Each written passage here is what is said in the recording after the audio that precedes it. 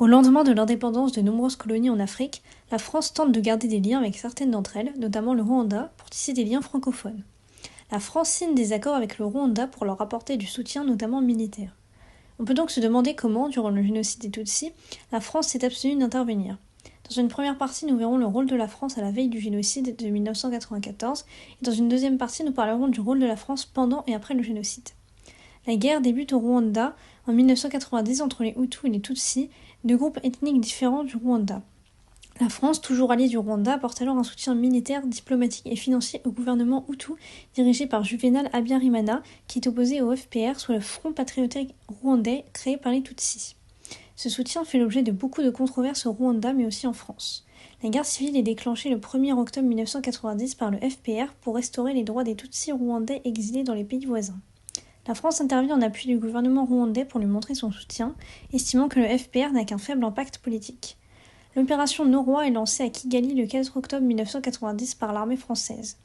Officiellement, celle-ci devait évacuer les ressortissants français, mais elle sert en vérité à lancer les actions des armées ainsi qu'à encadrer le gouvernement rwandais.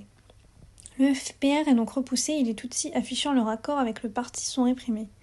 De nombreux documents montrent à ce jour que François Mitterrand, président français de l'époque, et le gouvernement français en général avaient connaissance du génocide qui se déroulait au Rwanda contre les Tutsis.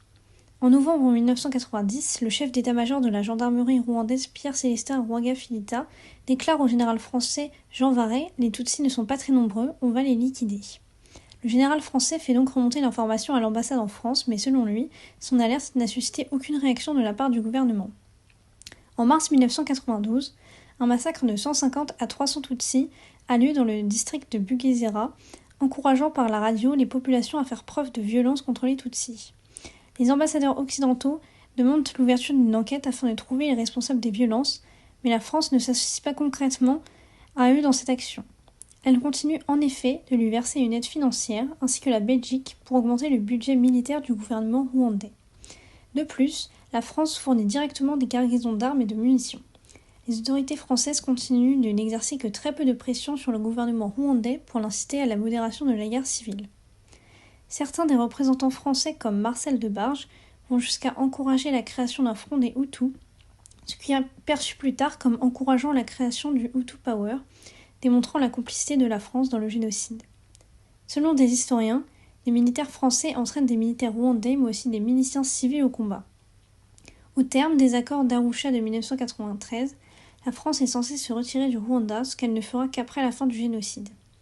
Le président rwandais se fait assassiner le 6 avril 1994, entraînant donc le début du génocide le 7 avril.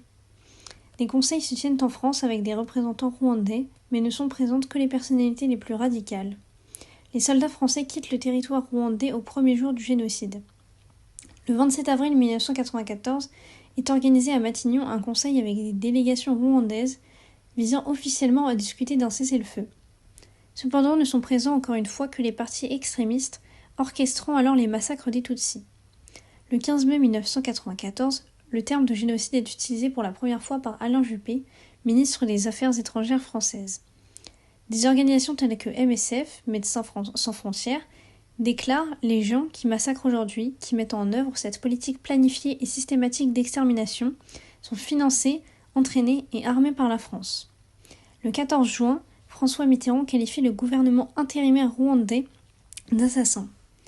Le 7 juillet, ce gouvernement est considéré comme enfin discrédité par la France.